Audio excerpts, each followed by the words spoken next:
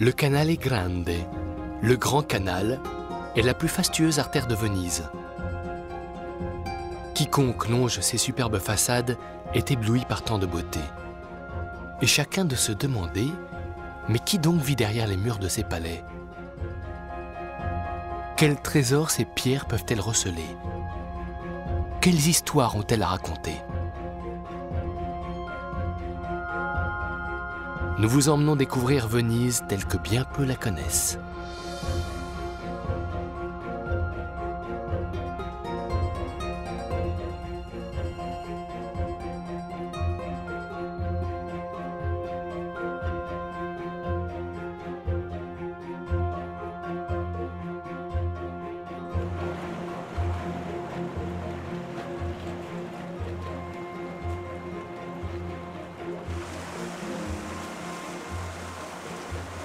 Entre le pont du Rialto et la place Saint-Marc, ces fenêtres tendues de bleu attirent le regard.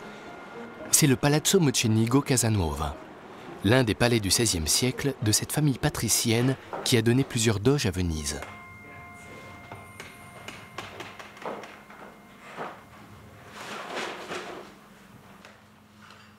Il appartient aujourd'hui à Francesca Bortolotto Possati. La dame, l'une des plus influentes de Venise, règne sur un petit empire du luxe, le groupe d'hôtels Bauer.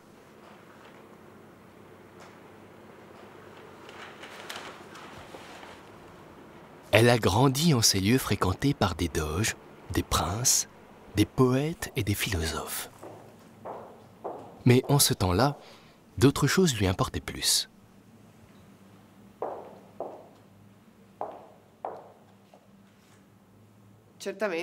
Bien sûr, pour un enfant, c'est très appréciable d'avoir de l'espace, et surtout un grand jardin.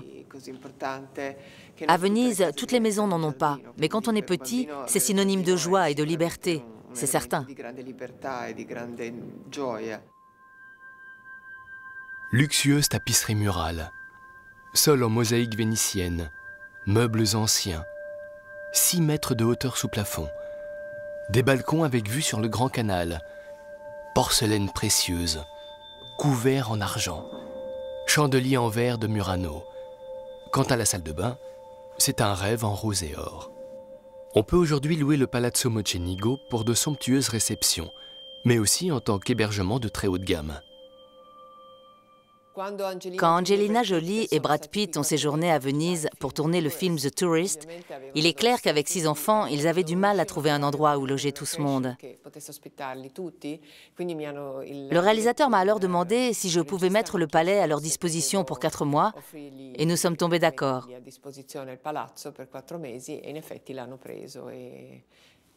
Et si vous voulez le savoir, ceci était leur chambre à coucher. Si vivre dans pareil luxe est un privilège, pour Francesca, c'est le fait même de vivre à Venise qui comporte des avantages uniques. Ici, on n'est pas confronté aux problèmes qui se posent dans toutes les villes du monde. Et je ne parle pas de choses évidentes comme la circulation, mais de la difficulté à se rencontrer. À Venise, la rue est le prolongement de la maison, ce qui fait que les gens se croisent dehors. Cela détermine déjà la façon dont les gens se côtoient. Cela crée un type de convivialité, une manière d'aborder les sujets et de trouver des solutions. Théoriquement, Venise est déjà une ville idéale. Il suffirait qu'elle soit un peu plus protégée des invasions de touristes.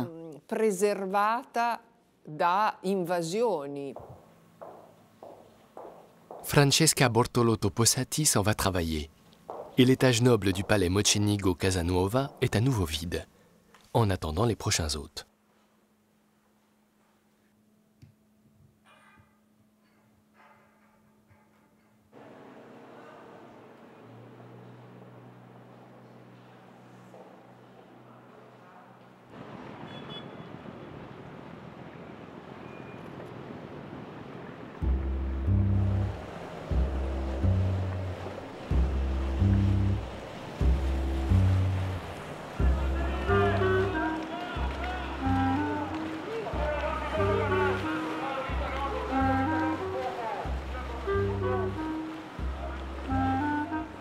L'hôtel Bauer, le Palazzo, se dresse sur le Grand Canal, juste à côté de la place Saint-Marc. Francesca Bortolotto dirige l'entreprise depuis 1997. Entre autres célébrités, Rudolf Nureyev, Maria Callas, Jean-Paul Sartre et le prince Charles sont passés par ce légendaire hall d'entrée. Fameux depuis la fin du 19e siècle sous le nom Bauer Grunwald, l'hôtel a été acheté en 1930 par le grand-père de Francesca. Autour de ce joyau, l'héritière a bâti un petit empire du luxe composé de 4 immeubles. Après des années de rénovation, l'hôtel émerge dans son nouvel éclat. Le mélange des styles art déco et palais vénitien du XVIIIe siècle peut sembler audacieux, mais il fonctionne.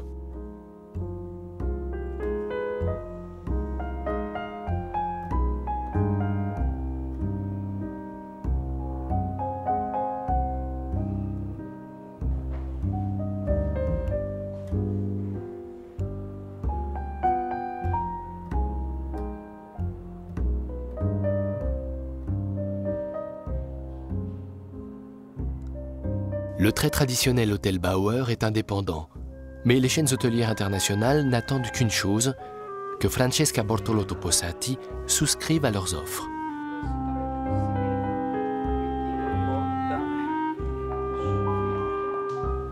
Lors de sa tournée de contrôle quotidienne, la patronne veille à ce que la présentation et le style de l'hôtel Bauer répondent en tout point aux attentes de ses hôtes de marque. Et aussi à ce que le minibar de cette suite soit convenablement réassorti.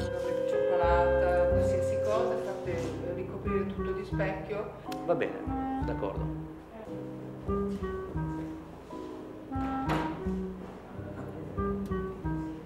Mais ce que la suite a de mieux à offrir, c'est une vue époustouflante sur le Grand Canal.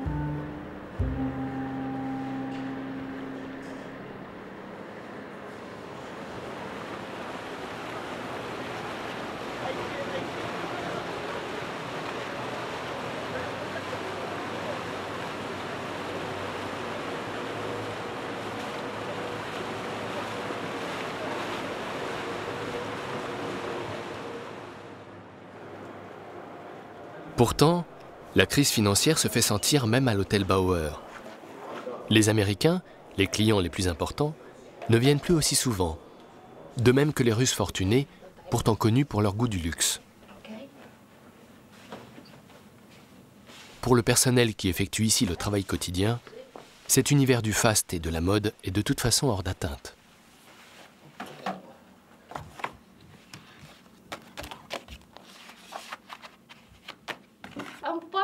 C'est un peu dommage, parce que nous aussi, on aimerait bien vivre ça. Alors, quelquefois, on se dit, qui sait, peut-être qu'un jour, nous aussi, nous irons dans un hôtel 5 étoiles. Nous aussi, on se fera servir, avec service en chambre. De temps en temps, on rêve que nous aussi, on aura droit à tout ça. Pour aller chercher les clients à l'aéroport et les y reconduire, les hôtels Bauer proposent leur navette, qui assure aussi la liaison entre les hôtels du groupe. Aujourd'hui, Francesca Bortolotto Possati passe devant la Punta della Dogana, l'ancienne douane de mer, et rejoint l'île d'en face, la Giudecca.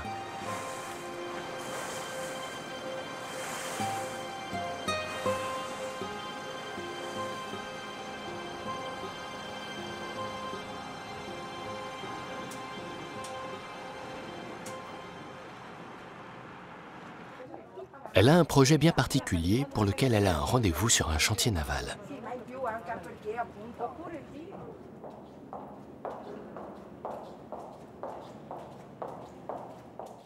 Buongiorno.